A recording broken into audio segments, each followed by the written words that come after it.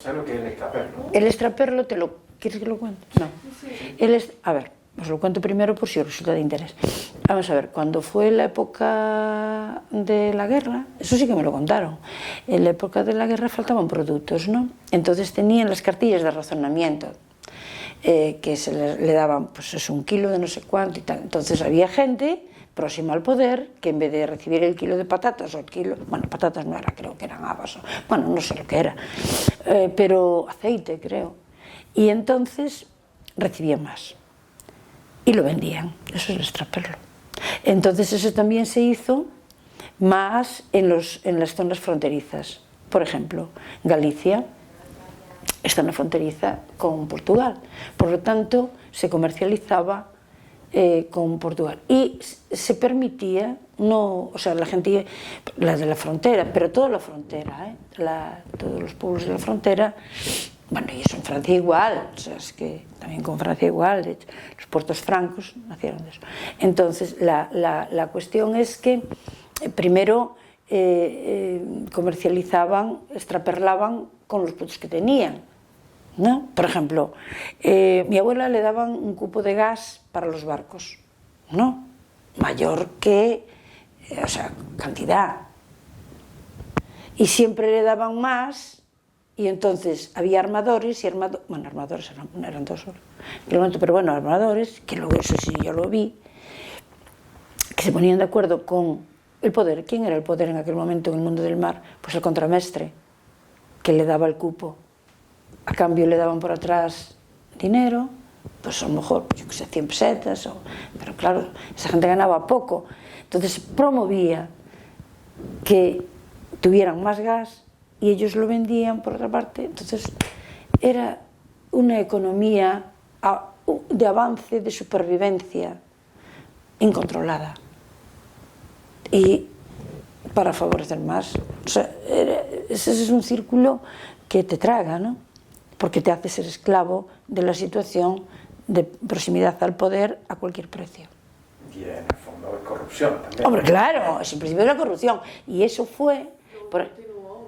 Ese extraperlo, por ejemplo, yo es que conocí a señores extraperlistas. Bueno, se ve a veces reportajes de Marruecos, las mujeres, ¿cómo se llaman? Que ellas llevan a cuestas bolsones grandes con productos, bueno, pues extraperlo.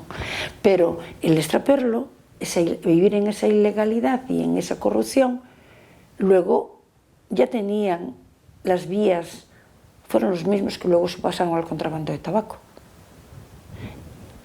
que ampliaron, porque eso pues era más negocio. Y en el contrabando de tabaco, al narcotráfico. Y ya está, la trata, el proceso es ese. Y el proceso es el extraperlo, es esa comercialización incluso de productos cotidianos que te puede facilitar el poder en más cantidad si tú te bajas la cabeza y luego así se enriquecen. Luego se les escapó un poco de las manos, claro, y era que esa gente, sobre todo la de las zonas de la frontera, y claro, llegaron a Cambados, quiere decir que no es frontera, y a Vigo y al interior, pues viviera mejor y al vivir mejor callas. Porque los armadores que tenían más cupo de gas, yo se lo escuchaba en casa, y decían, yo lo escuchaba, no era consciente, porque, vamos, yo vivía al margen de eso, no vivía al margen, porque realmente escuchaba, y cuanto más me preguntan, y cuanto más tal, más me acuerdo. Dice, bueno, le llevas las pescadillas, una merluza al contramestre y ya te da más. Al médico, al maestro.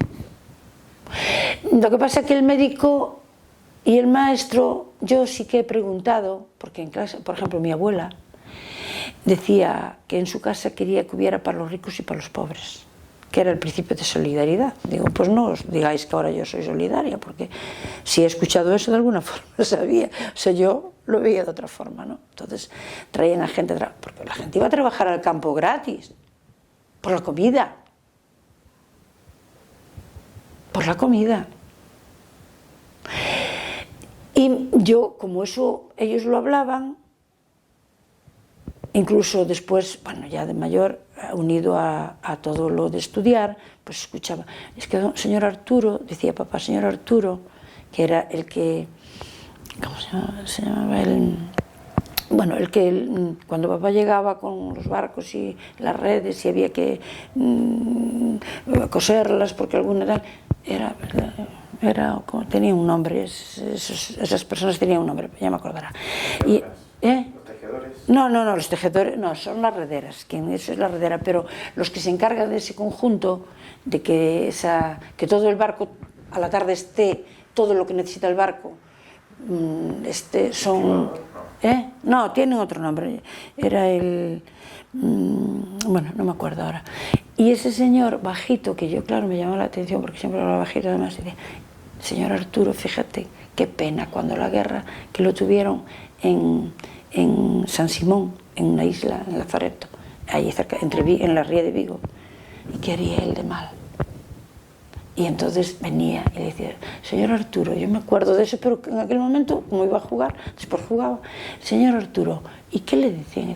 Ay, mira, pues fulanito era el otro, o sea, entre ellos se conocían a los que, en tema de memoria, o de robarle, o de no facilitarle para comer, porque eso habrá en Cuba, ¿crees que no va en Cuba extraperlo? Lo hay, fijísimo, porque yo cuando estuve en Cuba, en el año 95, tenían el cupo, pero luego había gente que vivía también diferente, porque de alguna razón tenía doble cupo de judías y tenía unos que eran ¿cómo se llamaban aquellos?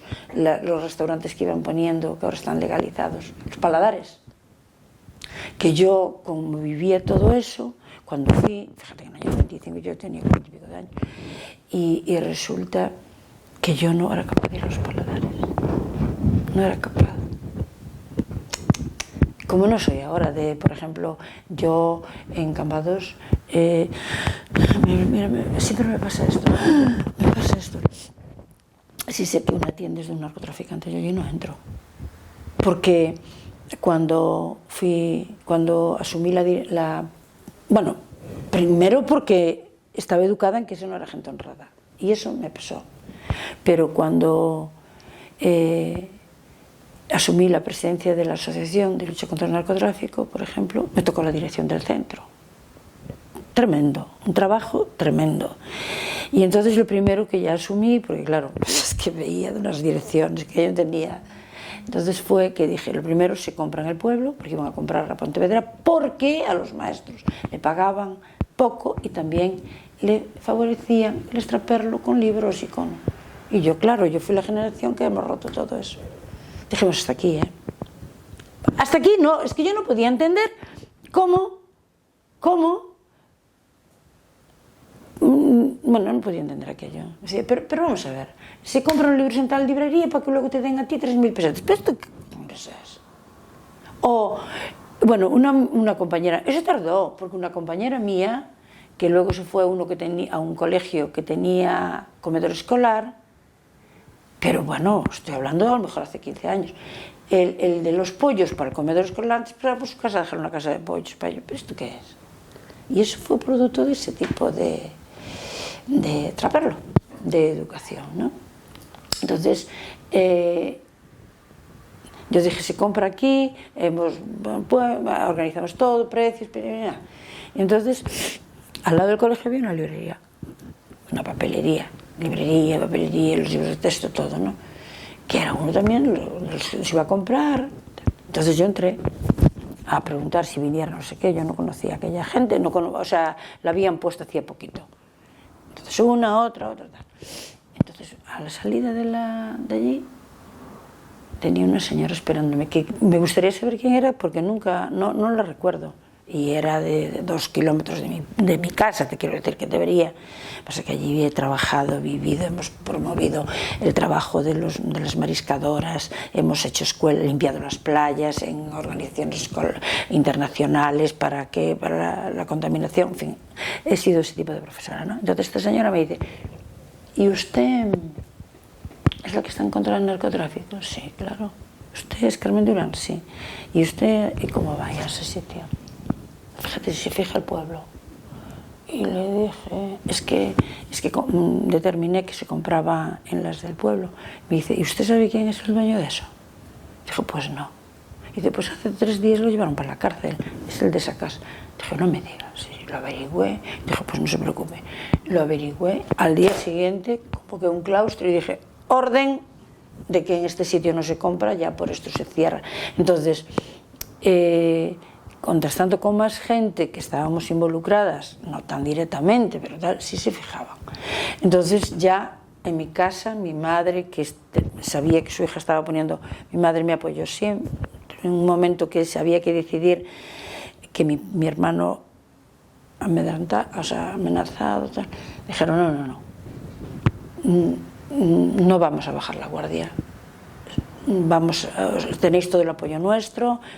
Entonces, y no se puede comprar esto y no se puede ir hasta este sitio esto no se les puede favorecer a los que están blanqueando, que yo no sabía lo que era el blanqueo, ¿qué te parece?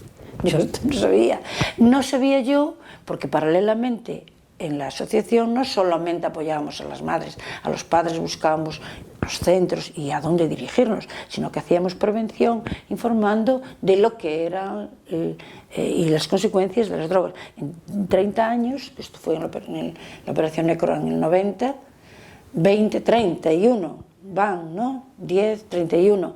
En eso se ha evolucionado favorablemente muchísimo. Pues los del SIDE, los comités del SIDE han participado, los niños que tenían problemas que no los dejaban, a los de infantil no los querían en las escuelas de infantil, si los padres eran, en fin, todo eso. Entonces te quiero decir que eso ha llevado a un compromiso muy fuerte, muy serio, de lo que me siento muy orgullosa. Sí, y aún hoy ir a mi pueblo conmigo es sitios que no se puede entrar, lo siento, y es lo primero que le digo, no, vamos, ¿y quién es? He ido al juzgado a preguntar si podía entrar en ese sitio, pero muy satisfecha. Eso, los ejemplos son los que arrastran, las palabras las lleva el viento. Si yo digo, y luego me ven comprar en tal sitio, pues como fue lo de la señora, pero eso es una forma de vida, igual que si paso en mi pueblo por un sitio que no es el paso de peatones, porque el infringir las leyes da lugar a que luego pues entre, depende, la corrupción de todo tipo, porque también eso, si yo mato a una persona, pero muy contenta de mi vida, de hacer eso, vaya, que me cuesta a veces también, porque sería más fácil, pero no puedo, ya no puedo yo hacer eso, ya no pude. Nunca, no. Me pesa mucho la educación de mis padres. Y eso determina. Y los ejemplos que ves, padres cuando dicen, ¿qué importa? La gente joven se fija en eso. Por eso, cuando me ven a hacer deporte, porque les dejé de fumar, yo fumaba algo, un poquito, pero en un trasvase que me hicieron de plaza, de reconversión del personal, yo de matemáticas, tuve que hacer otra especialidad, y entre ellas la educación física, ¿no? Y tuve clase de educación física. Bueno, me vieron haciendo deporte toda la vida y me ven, ¿no? Y dicen, profe, ¿y aún sigues, Hombre, claro, sí. Y uno, ahora en tiempo pandémico, fíjate los ejemplos. Yo de 2 a 3 iba por una zona de Cambados que no había nadie, de 2 a 3, por la parte del mar no había nadie. Y llevaba la mascarilla baja.